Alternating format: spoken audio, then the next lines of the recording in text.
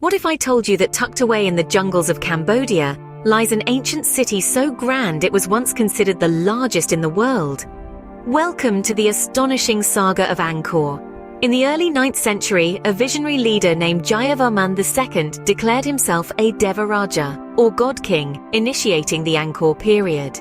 He brought together numerous small states and laid the foundation for what would become one of the most powerful empires in Southeast Asia. As the years rolled on, the Khmer kings continued to expand their territory, their influence reaching far and wide. The city thrived, and the temples grew in number and grandeur. By the 10th century, the Khmer Empire stretched from Vietnam to Yunnan, China, and from Vietnam to the Bay of Bengal. In the 12th century, the reign of King Suryavarman II marked the apex of Angkor's architectural brilliance. He commissioned the construction of Angkor Wat, the most famous of all the temples. A testament to the Khmer's exquisite artistry, this temple complex is a marvel of stone, dedicated to the Hindu god Vishnu. However, the golden age of Angkor was not destined to last. In the late 13th century, Angkor faced a series of invasions from the Thai kingdom. The Khmer Empire was gradually weakened, and by the 15th century, it had lost much of its former territory.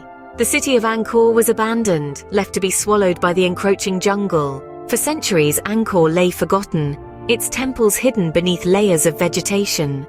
It wasn't until the late 19th century that the French explorer Henri Mouhot rediscovered it. His account sparked curiosity about the lost city, leading to efforts to preserve and restore the ancient ruins. Today, Angkor stands as a UNESCO World Heritage Site, its temples a testament to the glory of a bygone era. It is the pride of Cambodia, a beacon of its rich cultural heritage. Yet much of its history remains shrouded in mystery, with many secrets still waiting to be unearthed. To recap, our journey began in the 9th century with Jayavarman II, who initiated the Angkor period. The city grew under the rule of successive Khmer kings, reaching its zenith in the 12th century with the construction of the Magnificent Angkor Wat. However, the city fell into decline after a series of invasions, and by the 15th century, it was abandoned. Centuries later, Angkor was rediscovered and is now a UNESCO World Heritage Site. Its temples are testament to the Khmer's architectural prowess and artistic ingenuity. This magnificent city, once lost and forgotten, continues to captivate and inspire, a silent reminder of the grandeur of the past. Angkor, the city of temples, holds a mirror to the ebb and flow of time, a testament to the resilience of culture and the enduring power of human endeavor.